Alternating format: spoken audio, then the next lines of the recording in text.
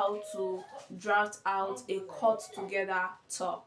Very simple. This is going to be a U neckline and it's going to be a cut together. A cut together simply means that the sleeve is cut together with the top.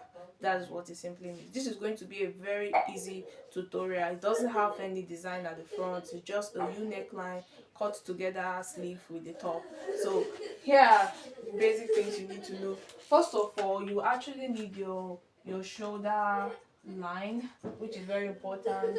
Your shoulder line, the bust line, the waist line, and the full length, that is the top length. Let me just say that it's going to be top length.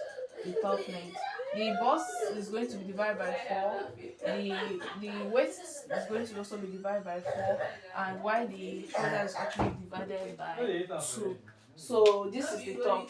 So this is the full top simply means where the top is going to stop. It depends on how you actually cut the type of top you're actually cutting. So there are some top that actually stop you have crop top, different type of top, but this is a cut together. So now this is the shoulder line, the bust line, the waistline, and the top length. Let me put it in that way.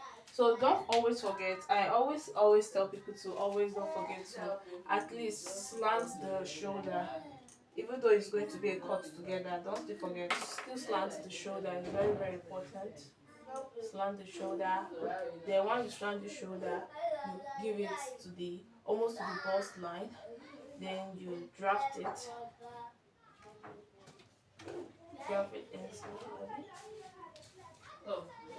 Because I don't make you confused, that was why I needed the armhole line. That is where the sleeve is going to stop, because the sleeve is going to be connecting directly to the bust line. Like the sleeve is going to be connected directly to that bust line. So what we still need to give out some small inches for the bust line. Based on that is the where the join is actually going to be. So I gave it small, so I'm going to connect it downward. So let me say my bust line. Let me say my bust. I'm going to divide it by 4. I'm just giving it this illustration. Let me say I'm using 8 because I divide my bust by 4. Then I'm going to add 2 inches allowance. The same thing I will be doing here. Because I just want to make it the same thing. The same thing I'm going to connect, but I'm going to give it an A line because I want it to be a very free top. So what I'm going to do, I'm going to be connecting it to the place. Yeah. So once I'm done connecting it to the place, let me still give some inches allowance because of sewing allowance. So I'm going to now connect it direct down to the